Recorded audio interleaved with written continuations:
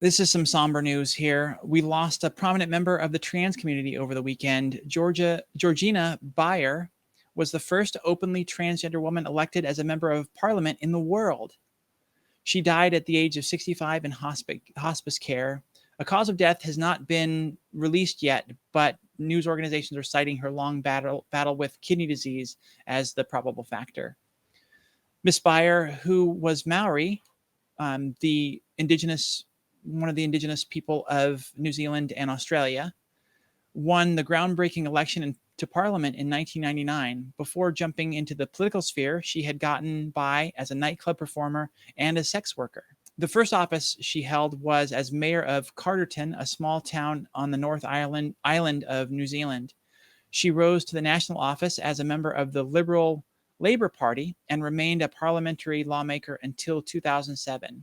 But it wasn't just her election that was important for the LGBT community. In 2022, Queen Elizabeth II gave her the honor of Member of the New Zealand Order of Merit because of her work in service to the LGBT plus community. Miss Beyer was a key figure behind the legalization of gay marriage in New Zealand, as well as the decriminalization of prostitution.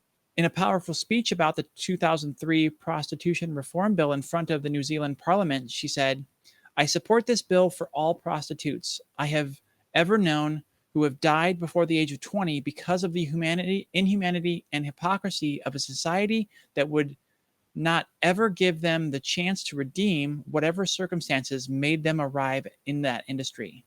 In a public post on Facebook, Scott Kennedy said of his friend and her final days, "Georgie was surrounded by her nearest and dearest 24/7 over the past week. She accepted what was happening, was cracking jokes, and had a twinkle in her eye right until the final moment."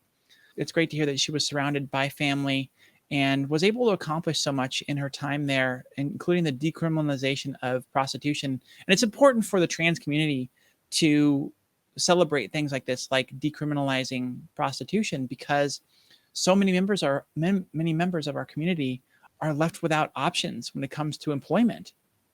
Jobs are very hard to come by for trans people. There's a lot of discriminatory companies and people out there and managers. And so trans people have a hard time finding jobs. So a lot of them do have to resort to prostitution. And it's sort of their only way to get by. And there are so many other people that are in that field that is obviously thriving. There is a lot of need out there for it. There are a lot of people that are willing to pay for sex and sexual favors. And yet it's something that, like the puritanical right in America really fight to keep criminalized, despite the fact that it's not really the person's fault who finds himself in that line of business a lot of the time. It's just circumstantial. So it's great that she was able to fight for that and make a major change there in her country.